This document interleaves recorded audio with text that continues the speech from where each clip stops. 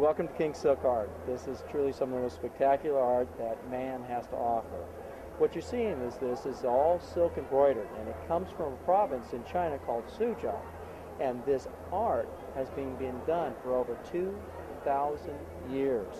There are families that were put there by the emperor to embroider his robes. What they do is they'll take all the silkworms, they put them in these baskets and feed them on mulberry leaves. Once the silkworms have matured, they spin into a cocoon. And here's an example of a cocoon stage. The cocoon itself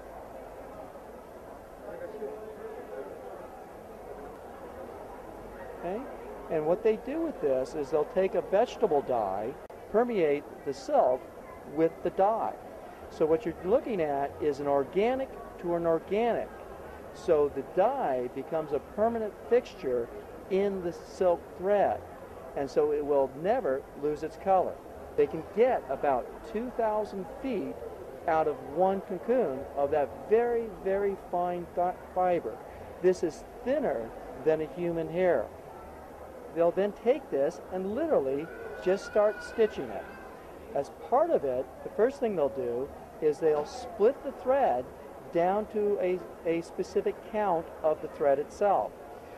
The thread starts with a total of 16 strands. Depending upon the quality of the piece, they will determine how many strands they use to actually do the work. Something like this, like a tiger for example, these top quality pieces will take anywhere from months to years to complete. So if we look, for example, at the back of one piece, and here you can actually see that how lovely it actually is. And if you were to rub your hands over it, you can actually feel the little knots. This is actually one of the key elements to tell you that this has actually been stitched by hand. So in fact, if you turn it over, and there's the front. Absolutely wonderful.